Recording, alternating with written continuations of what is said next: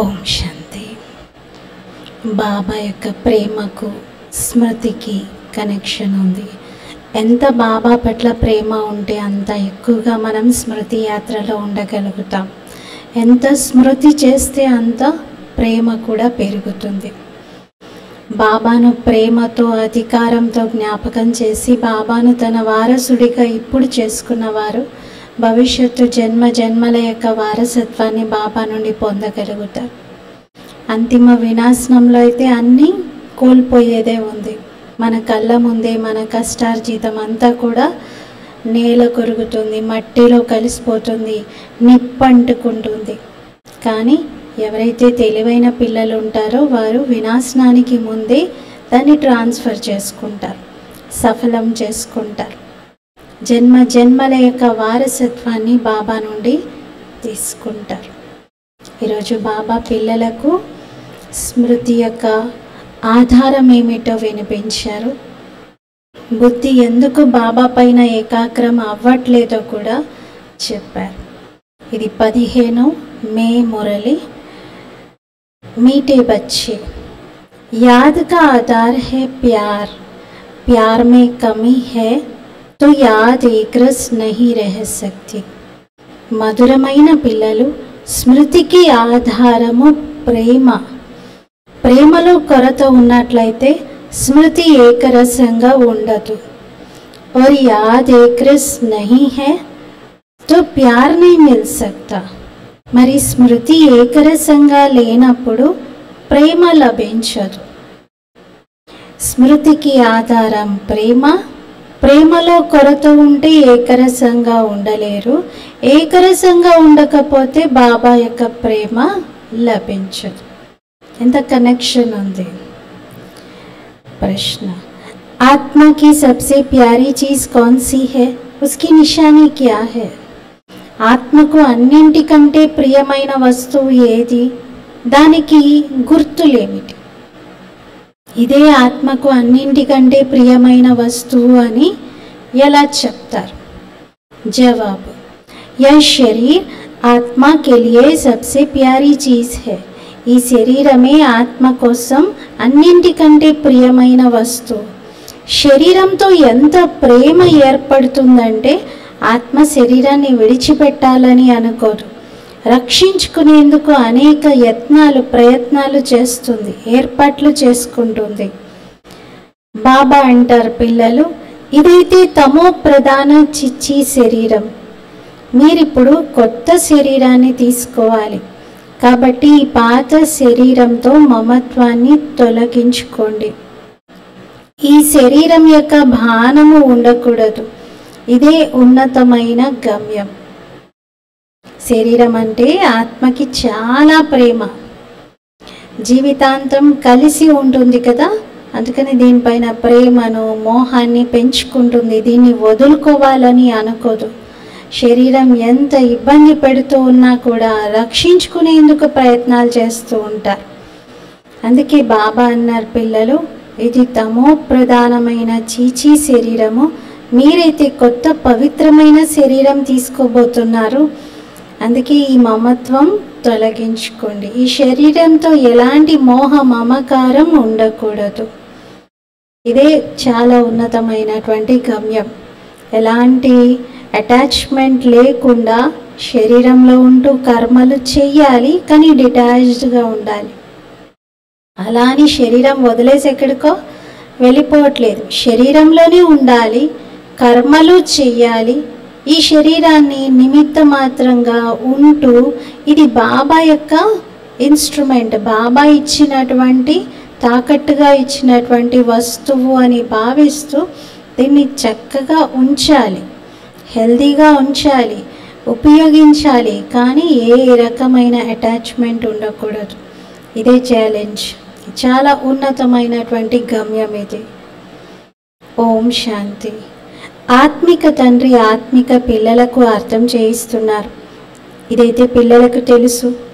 దైవీ స్వరాజ్యం యొక్క ప్రారంభోత్సవం ఇప్పుడు జరిగిపోయింది. ఇప్పుడు అన్ని ఏర్పాట్లు జరుగుతూ ఉన్నాయి అక్కడికి వెళ్ళేందుకు. ప్రారంభోత్సవం ఇనాగ్రేషన్ అయితే అయిపోయింది అంటున్నారు. అక్కడికి వెళ్ళేందుకు ఇప్పుడు ఏర్పాట్లు చేసుకోవాలి. जहाँ कोई शाखा खोलते हैं तो कोशिश की जाती है बड़े आदमी द्वारा ఓపెనింగ్ कराने ఎక్కడైనా ఏదైనా బ్రాంచ్ తెరుస్తున్నారు అంటే అక్కడ గొప్ప వ్యక్తులను పిలిచి దాని ఇనాగ్రేషన్ చేయించాలి, ఓపెనింగ్ చేయించాలి అని అనుకుంటారు.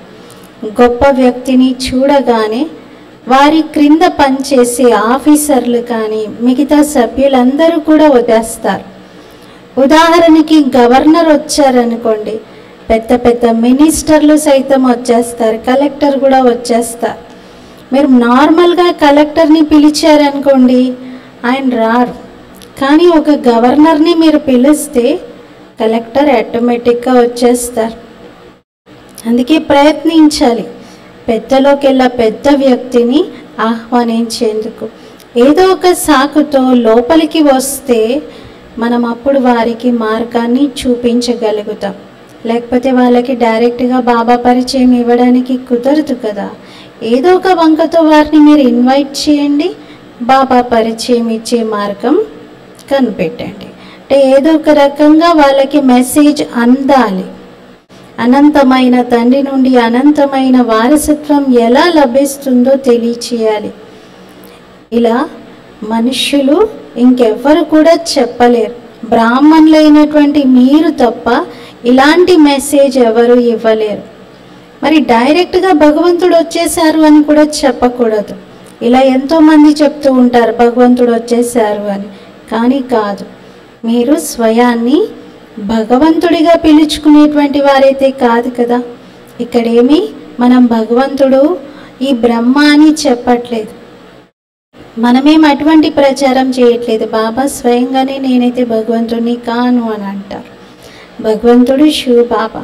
అయితే వారి పరిచయాన్ని మనం సరైన రీతిలోనే ఇవ్వాలి తప్ప అలా భగవంతుడు వచ్చేసారని డైరెక్ట్గా చెప్పడంతో వాళ్ళకి ఎవరిపైన వెళ్ళిపోతుంది దృష్టి? బ్రహ్మ బాబా. ఓహో, వీళ్ళ గురువును ఇతన్ని భగవంతుడు అనుకుంటున్నారు వీళ్ళు అని అనుకుంటారు. అందుకే బాబా అంటున్నారు, ప్రపంచంలో నేనే భగవంతుడిని అని చెప్పుకునే వాళ్ళు ఎంతోమంది వచ్చేసారు కదా, కాబట్టి మీరు అలా డైరెక్ట్ చెప్పకూడదు. ఇది అర్థం చేయించాలి. అనంతమైన తండ్రి వచ్చి అనంతమైన వారసత్వాన్ని ఇస్తూ ఉన్నారు. కల్పకృతం మాదిరిగా డ్రామా ప్లాన్ అనుసారంగానే మొత్తం లైన్ రాయాలి అంటున్నారు. మనుషులు చదివి ప్రయత్నిస్తారు, ఓ అదృష్టాన్ని తయారు చేసుకునేందుకు కృషి చేస్తారు. నిజంగా భగవంతుడు గత కల్పం వలె వచ్చేసారా, నేను తప్పనిసరిగా వెళ్ళి ఆ వారసత్వాన్ని తీసుకోవాలి అని అనుకుంటారు. పిల్లలు మీకు తెలుసు కదా, అనంతమైన తండ్రి అనంతమైన వారసత్వం ఇవ్వగలుగుతారు. నిశ్చయ బుద్ధి పిల్లలే ఇక్కడికి వస్తారు. నిశ్చయ బుద్ధి పిల్లలు కొద్ది కాలం తర్వాత సంశయ బుద్ధిగా కూడా అయిపోతూ ఉంటారు. అందరూ కాదు, కొందరు. మాయ వెంబడిస్తూ ఉంటుంది, నడుస్తూ నడుస్తూ ఓడిపోతారు. ఎల్లకాలము ఒకవైపే గెలుపు జరగాలి అని అటువంటి రూల్ ఏమీ లేదు కదా. పిల్లలు కూడా ఓడిపోతూ ఉంటారు. అస్సలు ఓటమి చెందకుండా మాయ పైన గెలుపు పొందాలి అంటే అది సాధ్యం కాకపోవచ్చు. ఓటమి గెలుపులు రెండూ నడుస్తూ ఉంటాయి. యుద్ధంలో కూడా 3 రకాల వారు ఉంటారు, first class, second class, third class. అప్పుడప్పుడు యుద్ధం చెయ్యనటువంటి వాళ్ళు కూడా యుద్ధం జరిగే ప్రదేశానికి చూడడానికి వెళ్తూ ఉంటారు.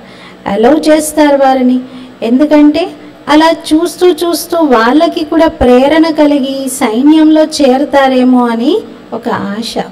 అందుకని అలా సైన్యంలో చేరటానికి ఇన్స్పిరేషన్ ఇవ్వడానికి వాళ్ళకి ట్రైనింగ్ జరిగే ప్లేస్ కానీ లేదా వాళ్ళకి శిక్షణని ఇస్తున్నటువంటి ప్రదేశాల్లో ప్రాక్టీస్ చేసే దగ్గరికి కానీ అలౌ చేస్తూ ఉంటారు, పర్మిషన్ ఇస్తారు. బహుశా కొంత రంగు పట్టుకొని వాళ్ళు కూడా ఈ సైన్యంలో చేరుతారేమో అని ఆశిస్తారు. అందుకే అలా అలౌ చేస్తారు. ఇక్కడైతే మీరు సైన్యము అనే విషయం ఎవరికీ తెలియదు. మీరైతే మహారథి యోధులుగా ఉన్నారు, కానీ మీ చేతిలో ఎటువంటి ఆయుధాలు మొదలైనవి లేనే లేదు. మీ చేతిలో ఆయుధాలు శోభనీయంగా కూడా ఉండవు. అయినా బాబా అర్థం చేయిస్తారు, జ్ఞానమే ఒక ఖడ్గం, జ్ఞానమే ఒక డాల్ వంటిది. మరి వారైతే స్థూలమైనటువంటి ఆయుధాలను చూపించారు, స్థూలమైన ఆయుధాలని అనుకున్నారు.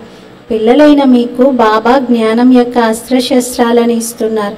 ఇందులో హింస యొక్క విషయం ఏమీ లేదు, కానీ అర్థమే చేసుకోరు. దేవీలకు స్థూలమైన ఆయుధాలు మొదలైనవి ఇచ్చేశారు, వారిని హింసకులుగా చేశారు. ఇదైతే పూర్తిగా తెలివి తక్కువతనం. బాబా మంచి రీతిగా అర్థం చేయిస్తున్నారు. ఎవరెవరు పుష్పాలుగా తయారయ్యేవారు ఉన్నారు, వారికి తప్పకుండా అర్థమైపోతుంది నేను ఇంతకుముందు ముళ్ళులాగా ఉండేది, బాబా నన్ను పూల వలె తయారు చేస్తున్నారు అని. మరి బాబా ఏమంటారంటే పూలు ముందు ఉండాలి, ఇది సర్టెన్ ఉంది, ఖచ్చితమైన విషయం, మీరు పూలుగా తయారవుతారు. బాబా పేరు తీసుకోరు, ఎందుకంటే మిగతా వాళ్ళు అనుకుంటారు ఆహా నేనేమైనా ముళ్ళునా, బాబా ఫలానా వాళ్ళనే పూలు అంటున్నారు అని వాళ్ళు బాధపడతారు.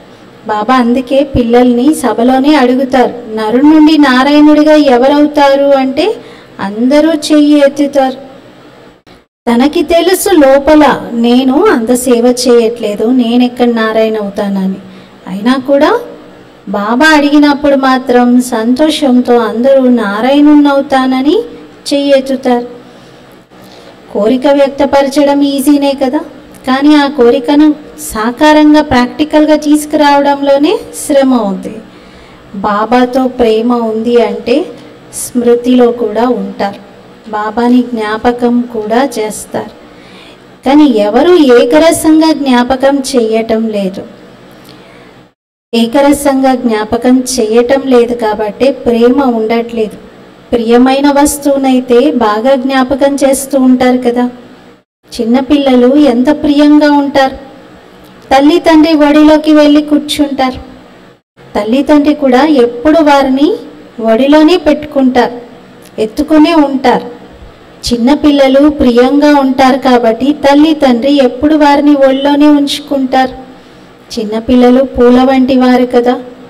ఎలా అయితే మీ అందరికీ మనసులో బాబా దగ్గరికి వెళ్ళాలి, మేము శివబాబా దగ్గరికి వెళ్ళాలి అనే ఆకర్షణ కలుగుతుంది, అలాగే పసిపిల్లల్ని చూసినప్పుడు కూడా ఎవరికైనా ఆకర్షణ కలుగుతుంది. ఆ పిల్లల్ని ఎత్తుకోవాలి, ముద్దాడాలి, ప్రేమ చెయ్యాలి అనిపిస్తుంది.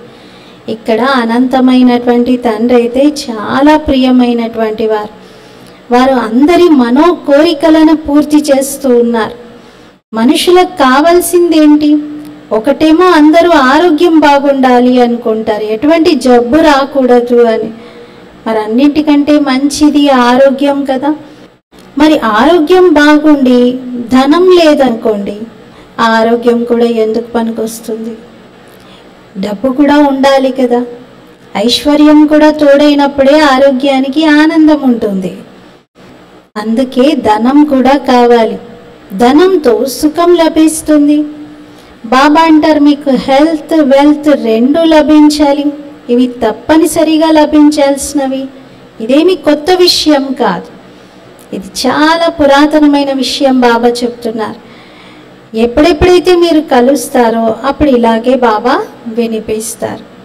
అంతే తప్ప లక్షల సంవత్సరాలు పద్మాల సంవత్సరాల విషయం అయితే కాదు ఇది. మీకు తెలుసు ఈ ప్రపంచము కొత్తదిగా ఉండేది, ఇప్పుడు పాతబడింది. మరి పాతబడేది ఎప్పుడు, కొత్తగా ఉండేది ఎప్పుడు? మనం ఆత్మలం కొత్త ప్రపంచానికి వెళ్తున్నాము, తర్వాత మళ్ళీ పాత దానిలోకి వస్తాం. మీకు ఆల్ రౌండర్ అనే పేరు లభించింది. బాబా అర్థం చేయిస్తారు, మీరందరూ ఆల్ రౌండర్స్. పాత్ర వహిస్తూ వహిస్తూ ఇప్పుడు అనేక జన్మల అంతిమానికి వచ్చి చేరుకున్నారు. మొట్టమొదట మీ పాత్రనే మొదలవుతుంది. మీరు పాత్ర వహించేందుకే పైనుండి క్రిందకు వస్తారు. అదేమో మీ స్వీట్ సైలెన్స్ హోమ్. మనుషులు శాంతి కోసం తప్పించేటువంటి లోకం అది. ఇక్కడ ఆ లోకానికి వెళ్ళేందుకు ఎన్ని ప్రయత్నాలు చేస్తూ ఉంటారు. ఎందుకంటే ఆత్మకు శాంతి దాహం తీరేది శాంతిధామంలోనే. అందుకే అక్కడికి వెళ్ళాలని యత్నాలు చేస్తారు, అర్థమే చేసుకోరు. ఒకప్పుడు మేము శాంతిధామంలోనే ఉండేవారిని, అక్కడి నుండి పాత్ర వహించడానికి వచ్చాము అని. పాత్ర పూర్తవగానే ఎక్కడి నుండి వచ్చామో మళ్ళీ అక్కడికి తప్పనిసరిగా వెళ్తాం. అందరూ శాంతిధామానికి వెళ్తారు. అందరికీ అది ఇల్లు, అది బ్రహ్మలోకం. బ్రహ్మాండం, అక్కడే ఆత్మలన్నీ ఉంటాయి. రుద్రుడు కూడా అక్కడే ఉంటాడు. మరి వారిని చాలా పెద్దగా చూపిస్తారు. రుద్రుడు అనగానే చాలా పెద్ద ఆకారం తయారు చేసి పెద్ద అండాకారం చూపిస్తారు. వాళ్ళకి అసలు తెలియట్లేదు ఆత్మ అతి సూక్ష్మమైనటువంటిది, పరమాత్ముడైనా సూక్ష్మంగానే ఉంటారు అని. కొందరు అంటారు ఆత్మ ఒక స్టార్ మాదిరిగా ఉంటుంది అని. మరి పూజ చెయ్యాలి అంటే కొంచెం పెద్ద ఆకారం కావాలి కదా. మీకు తెలుసు ఆత్మ అతి సూక్ష్మమైన బిందువు. మరి సూక్ష్మ బిందువుకు పూజ ఎలా చేయగలుగుతారు? మరి పూజారీలు ఏం చేయగలుగుతారు? పెద్ద ఆకారాన్ని తయారు చేస్తేనే కానీ పూజ యొక్క విధి విధానాలన్నిటికీ అది కుదురుతుంది. అభిషేకం చేయాలన్నా, తిలకం పెట్టాలన్నా, పూల మాలని సమర్పించాలన్నా అన్నిటికీ కొంచెం పెద్ద ఆకారం కావాలి. పాలను కూడా వేస్తూ ఉంటారు. వాస్తవంగా శివుడైతే అభోక్త. వారికి పాలు అర్పిస్తే వారెందుకు తాగుతారు? ఏం చేసుకుంటారు? మరి పాలు తాగి అభోక్త అని అనొచ్చా? అనలేం కదా. ఇది కూడా ఒక వండర్ ఉంది. అందరూ అంటారు వారు మాకు వారసుడు అని, మేము వారికి వారసులము అని. ఎందుకంటే వారిపైన బలిహారం అయిపోతారు. ఎలా అయితే తండ్రి పిల్లలపైన బలిహారమై మొత్తం ప్రాపర్టీని వారికి ఇచ్చి స్వయం వానప్రస్థానికి వెళ్తారో, ఇక్కడ కూడా మీకు అర్థమవుతుంది కదా బాబా వద్ద మీరు ఎంత జమ చేసుకుంటే అంత సేఫ్గా ఉంటుంది. మీరు జమ చేసుకున్నది ఎన్నో రెట్లై ఇంట్రెస్ట్తో సహా మీకు తిరిగి ఇవ్వబడుతుంది. గాయనం చేశారు అందుకే. కొందరిది మట్టిలో కలిసిపోతుంది, కొందరిది నిప్పంటుకుంటుంది, కొందరిది కొట్టుకుపోతుంది, కొందరిది రాజులు లాక్కుంటారు తీసుకుంటారు అని. పిల్లలు మీకు తెలుసు ఇక్కడ ఏది ఉండేదే లేదు, అన్నీ భస్మం అయిపోయేది ఉంది. వినాశనం సమయంలో ఏది మిగిలేది లేదు. ఒకప్పుడైతే విమానాలు పడిపోతే ఫస్ట్ అక్కడికి ఎవరు చేరుకుంటారు? దొంగలు దోచుకోవడానికి. ఆ పడిపోయినటువంటి శిథిలాల దగ్గర నుండి ఏదైనా వస్తువులు ముఖ్యమైనవి ఆభరణాలు కానీ ఏవైనా ఉంటే తీసుకోవచ్చు అని మొట్టమొదట ఏదైనా ప్రమాదం జరిగితే అక్కడికి దొంగలు చేరుకుంటారు. అలా అనుకోకండి అంటున్నారు బాబా. వినాశనం టైంలో కూడా అటువంటి అవకాశం ఉంటుంది, అంత వినాశనం అవుతూ ఉంటే వెళ్ళి దోచుకోవచ్చు అని. ఎవ్వరూ మిగలరు. దొంగలు కూడా అంతమైపోతారు. ఎవరు దోచుకునే వాళ్ళే ఉండరు. ఇంకా ఆ సమయంలో దొంగతనం మొదలైనవన్నీ కూడా ఆగిపోతాయి. లేకపోతే ఏరోప్లేన్ పడిపోయిందంటే మొట్టమొదట ఆ మాలంతా కూడా దొంగల చేతిలోకి వచ్చేస్తుంది. అక్కడి నుండి ఇంకా వెళ్ళి అడవుల్లో దాచిపెడుతూ ఉంటారు ఆ దోచుకున్నటువంటి ధనాన్నంతా. ఒక్క సెకండ్లో వాళ్ళ పనంతా చేసేసుకుంటారు. అనేక రకాల దొంగతనాలు చేసేవారు ఉంటారు. కొందరు రాయల్టీతో దొంగతనం చేస్తే కొందరు అన్రాయల్టీతో కూడా చేస్తూ ఉంటారు. తెలియ దొంగతనం చేశారు అని కూడా. ఈ రోజుల్లో అయితే ఎంతమంది అలాంటి రాయల్ దొంగలు తయారయ్యారు. అనేక రకాలుగా ఉన్నారు. తుమ్కో కహా కుछ ढूंढना नहीं पड़ेगा. మీరు ఎక్కడ ఏది వెతికే అవసరం కూడా ఏర్పడదు అంటున్నారు. మీకు తెలుసు మీరు విశ్వానికి యజమానిగా తయారవుతారు. మీరు చాలా ఉన్నతమైనటువంటి ఇంట్లో జన్మ తీసుకుంటారు. ధనం అవసరమే మీకు ఏర్పడదు. రాజుల వద్ద ఎవరికి కూడా ఆలోచనే రాదు అసలు డబ్బు కావాలి, నేను డబ్బు తీసుకోవాలి అని. ఎందుకంటే సంపన్నంగా నిండుగా ఉంటారు. దేవతలకైతే ఇంకా అస్సలే డబ్బుల ఆలోచన ఉండదు. బాబా మీకు ఎంత ఇచ్చేస్తారు అంటే ఎవ్వరూ ఇంకా దొంగతనం అనేదే చెయ్యరు. ఈర్ష్య మొదలైనటువంటి విషయాలు కూడా ఉండవు. ఇక్కడ లేదు కాబట్టి, కొందరి దగ్గరే ఉంది కాబట్టి ఎందుకు వాళ్ళ దగ్గర అంతా అని అధికారికంగా దొంగతనం చేస్తూ ఉంటారు. కొందరు దోచుకోవాల్సిందే వాళ్ళ దగ్గర నుండి. వాళ్ళు చాలా పీడించి సంపాదించారు, వాళ్ళు చాలా అక్రమంగా సంపాదించారు కాబట్టి నాకు రైట్ ఉంది తీసుకోవడానికి అని అలా దొంగతనం చేసేస్తారు ఇక్కడ. కానీ సత్యుగంలో ఎవ్వరూ దొంగతనం చేయరు, అవసరమే ఉండదు అంటున్నారు. మీరు పుష్పాలుగా అవుతారు. ముళ్ళు పూలు రెండు ఉన్నాయి కదా, ఇక్కడ ముళ్ళే ముళ్ళు ఉన్నాయి. అన్నీ వికారాలు లేకుండా ఎవ్వరూ ఉండనే ఉండరు. అందుకే బాబా ముళ్ళు అని అనవలసి వస్తుంది. రాజు నుండి ప్రజ వరకు అందరూ ముళ్ళుగానే ఉన్నారు. అందుకే బాబా అంటారు, నేను ఈ లక్ష్మీనారాయణుల్లాగా తయారు చేస్తున్నాను, అనగా రాజాది రాజులుగా తయారు చేస్తున్నాను. ఈ ముళ్ళు పుష్పాలు ముందు తల వంచుతాయి అంటున్నారు. ఈ లక్ష్మీనారాయణులు తెలివైన వారు కదా. మరి లక్ష్మీనారాయణులు పూల వంటి వారు, ముళ్ళ లాంటి వారెవరు? మనుషులు, బికారిగా అయ్యేవారు. ఏం చేస్తారు? పూల ముందు తల వంచుతారు. లక్ష్మీనారాయణుల ముందుకు వెళ్ళగానే దండం పెట్టుకుంటారు, తల దించుకుంటారు. ఇది కూడా బాబా అర్థం చేయించారు. సత్యుగంలో ఉన్న వారిని మహారాజా అని, త్రేతాయుగంలోని వారిని రాజా అని అంటారు. గొప్ప వ్యక్తులను మహారాజా అంటారు. సంపాదన తక్కువగా ఉంటే రాజా అంటారు. మహారాజు యొక్క దర్బారం మొదట ఏర్పడుతుంది. హోదాలైతే ఉంటాయి కదా, వారి ఆసనాలు కూడా నంబర్ వారీగా ఉంటాయి. समझो ना आने वाला कोई आ जाता है तो पहले कुर्सी उनको देंगे. ఒకవేళ ఎవరైనా రాకూడనటువంటి వాళ్ళు, ఊహించినటువంటి వాళ్ళు సభలోకి వచ్చారనుకోండి, వెంటనే మొదట వారికి ఆసనాన్ని ఇస్తారంట. ఇజ్జత్ రఖ్నీ హోతీ హై, గౌరవించవలసి ఉంటుంది. तुम जानते हो हमारी माला बनती है, మీకు తెలుసు మనది మాల తయారవుతుంది. ఇది కూడా పిల్లల బుద్ధిలోనే ఉంది, ఇంకెవరి బుద్ధిలోనూ లేదు. రుద్రమాల తీసుకొని తిప్పుతూ ఉంటారు. మీరు కూడా ఇంతకుముందు మాల జపం చేసేవారు కదా, అనేక మంత్రాలు జపించేటువంటి వారు. బాబా అంటారు అదంతా భక్తి. ఇక్కడైతే ఒక్కరిని జ్ఞాపకం చేయాలి. మరి ప్రత్యేకంగా బాబా చెప్తున్నారు, మధురాతి మధురమైన ఆత్మిక పిల్లలు భక్తి మార్గంలో దేహాభిమానం కారణంగా మీరు అందరినీ జ్ఞాపకం చేస్తూ ఉండేవారు. ఇప్పుడు మాత్రం నన్ను ఒక్కడినే జ్ఞాపకం చేయాలి. ఒక్క తండ్రి లభించారు అంటే ఇంకా నడుస్తూ తిరుగుతూ లేస్తూ కూర్చుంటూ వారిని జ్ఞాపకం చేయాలి. అప్పుడు చాలా సంతోషం కలుగుతుంది. బాబాను జ్ఞాపకం చేస్తే మొత్తం విశ్వం యొక్క రాజ్యభాగ్యం లభిస్తుంది. ఎంతెంత సమయం తగ్గిపోతూ ఉంటుందో అంతంత బాబా స్మృతి ఎక్కువగా కలుగుతూ ఉండాలి. రోజు రోజుకి అడుగులు ముందుకు వేస్తూ ఉండాలి. ఆత్మ ఎప్పుడూ అలసిపోదు. శరీరంతో ఏదైనా పర్వతాన్ని ఎక్కారనుకోండి, అప్పుడు అలసిపోతుంది. బాబాను జ్ఞాపకం చేయడంలో మీకు ఎటువంటి అలసట లేదు అంటున్నారు. మీరు నా స్మృతిలో ముందుకు వెళ్తే అలసటే లేదు ఆత్మకి, ఆత్మ అలసిపోదు అంటున్నారు. కానీ ఫిజికల్గా మీరు ఒకవేళ ఒక పర్వతారోహణ చేశారనుకోండి, ఖచ్చితంగా ఆత్మ అలసిపోతుంది. అప్పుడు అర్థకల్పం నుండి పిల్లలు అటువంటి శ్రమలే చేశారు కదా. కొండలెక్కారు, గుట్టలెక్కారు, ఎన్నో రకాలుగా మందిరాలను చేరుకోవడానికి చాలా ప్రయత్నాలు చేశారు. ఇప్పటికీ కూడా అమర్నాథ్ యాత్రకి వెళ్తూ ఎంతమంది మరణిస్తారు దారిలోనే. చాలా కఠోరమైన శ్రమలు ఫిజికల్గా మీరు చేశారు, కానీ ఇప్పుడు అవి కాదు అవసరమైంది. ఇప్పుడు బాబా అంటారు, నా స్మృతిలో ఉండండి, నన్ను జ్ఞాపకం చేయండి, నిరంతరం నా స్మృతిలో ఉండండి, అప్పుడే సంతోషంలో ఉంటారు. బాబాను జ్ఞాపకం చేస్తూ ముందుకు వెళ్ళాలి. అర్థకల్పం నుండి శ్రమ చేశారు శాంతిధామానికి వెళ్ళడం కోసం. లక్ష్యం గురించి అయితే ఏమీ తెలియదు.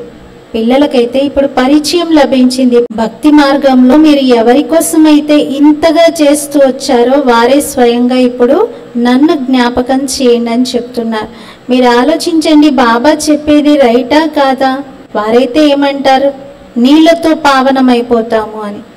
మరి నీళ్ళైతే అంతటా ఉన్నాయి కదా, చెప్పాలంటే మొత్తం భూమి చుట్టూ నీళ్ళే ఉన్నాయి. మొత్తం అంతా నీళ్ళే నీళ్ళు. 3 వంతులు గ్లోబ్లో వాటరే ఉంది. మరి అదంతా గంగా నీళ్ళేనా? కాదు. ఇది వర్షంతో మొత్తం ఒక చోట చేరినటువంటి నీరు. పర్వతాలపై నుండి, జలపాతాల నుండి కూడా నీరు వస్తూ ఉంటుంది. దానిని గంగా అనైతే అనరు కదా, అది ఎప్పుడూ ఆగిపోదు. ఇది కూడా ప్రకృతిలోని అద్భుతమే. వర్షము ఆగిపోతుంది కానీ ఆ పర్వతాలపై నుండి పడేటువంటి జలపాతాల నీరు మాత్రం ఆగదు. వైష్ణవులు ఎప్పుడు బావి నీరే తాగుతారు. ఒకవైపు అనుకుంటారు మేము పవిత్రంగా ఉన్నామని, మరోవైపు పతితుల నుండి పావనంగా అవడానికి గంగా స్నానాలు కూడా చేసేందుకు వెళ్తారు.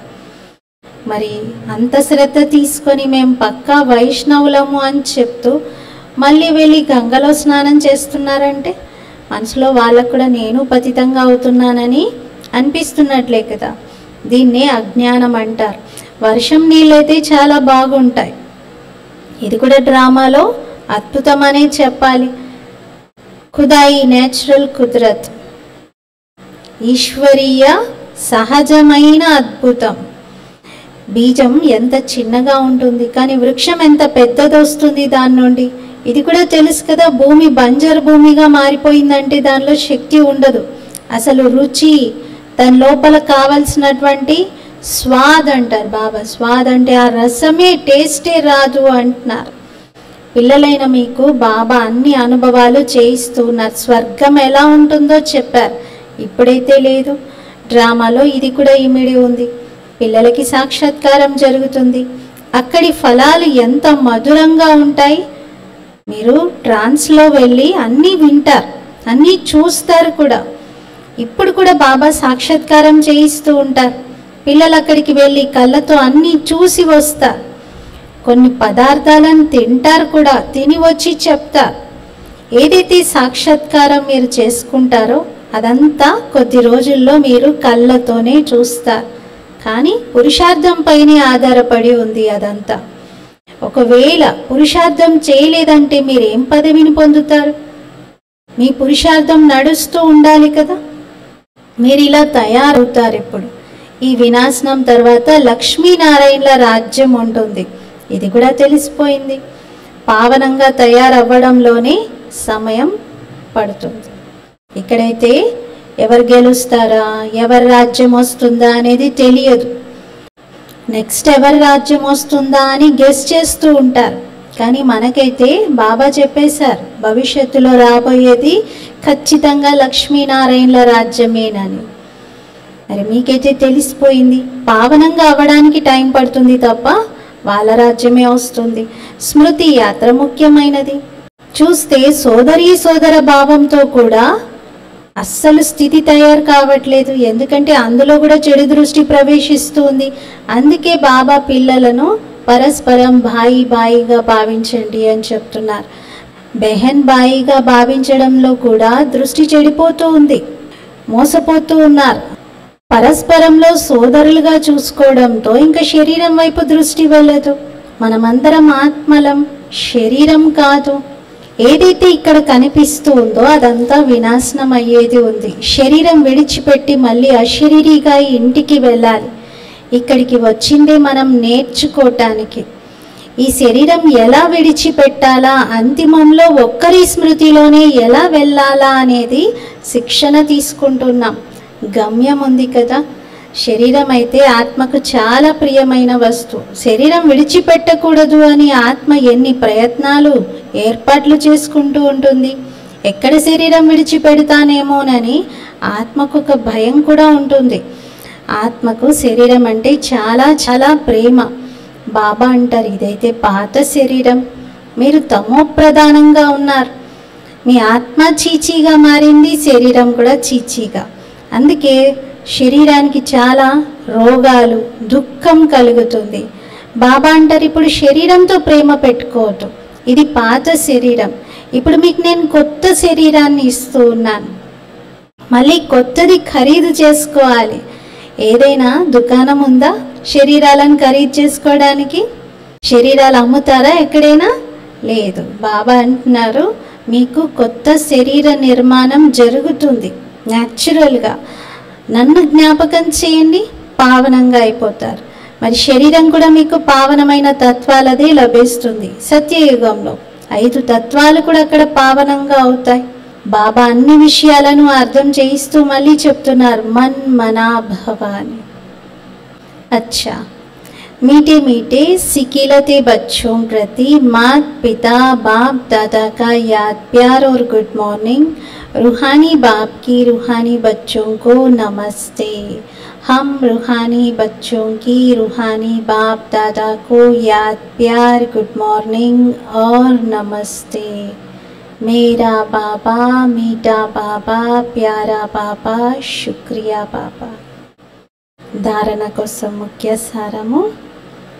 ఫస్ట్ పాయింట్, శివ్ బాబాకు మేము వారసులము, వారు మాకు వారసుడు. ఈ నిశ్చయంతో బాబాపై పూర్తిగా బలిహారం అవ్వాలి. ఎంత బాబా వద్ద జమ చేసుకుంటే అంత సురక్షితంగా ఉంటుంది. కొందరిది మట్టిలో కలిసిపోతుంది, కొందరిది రాజులు తీసుకుంటారు అనేది గుర్తుంచుకోవాలి. రెండవది, ముళ్ళ నుండి ఇప్పుడే పూల వలె తయారవ్వాలి. ఏకరసంగా స్మృతి మరియు సేవలో ఉంటూ బాబా యొక్క ప్రేమకు అధికారిగా అవ్వాలి. రోజు రోజుకి స్మృతి యొక్క అడుగులను ముందుకు వేస్తూ ఉండాలి. ఫస్ట్ పాయింట్లో బాబా మన ధనాన్ని మనం సేఫ్గా ఉంచుకోవడం ఎలాగో చెప్తున్నారు. ఇప్పుడే సఫలం చేసుకోండి, బాబాను వారసుడిగా చేసుకోండి.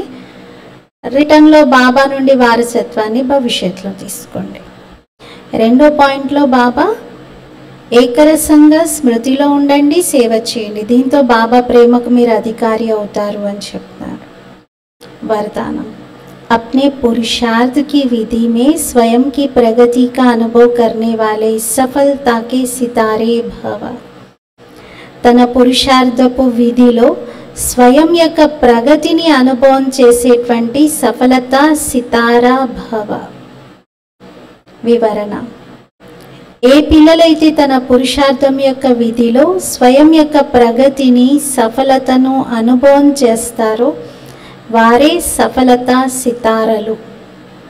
వారి సంకల్పంలో స్వయం యొక్క ప్రగతి పట్ల ఎప్పుడు కూడా నాకు తెలియదు, ఏమో, ఎలా జరుగుతుందో ఏమో, చేయగలుగుతానో లేదో, ఇటువంటి అసఫలత యొక్క సంకల్పాలు అంశ మాత్రంగా కూడా వారికి కలగవు. స్వయం పట్ల సఫలత అధికారం రూపంలో అనుభవం చేస్తారు. వారికి సహజంగా స్వతహాగా సఫలత లభిస్తూ ఉంటుంది. స్లోగన్: सुख स्वरूप बनकर सुख दो तो पुरुषार्थ में दुआएं ऐड हो जाएंगी.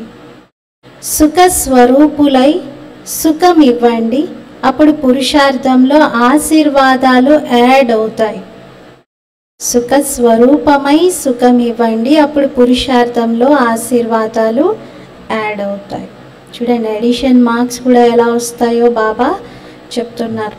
చిన్న చిన్న విషయంలో కూడా మనం సుఖస్వరూపమై అందరికీ సుఖం ఇస్తూ ఉంటే చాలా మార్క్స్ యాడ్ అవుతూ ఉంటాయి, ఎక్స్ట్రా మార్క్స్. ఇవి ఎలా అయితే స్కూల్లో నీట్నెస్కి మార్క్స్ ఉంటాయి, రెగ్యులర్ పంక్చువల్కి మార్క్స్ వేస్తారు, అలా ఈరోజు స్వమానము నేను సఫలత సితారను. నేను సఫలత సితారను. ఓం శాంతి.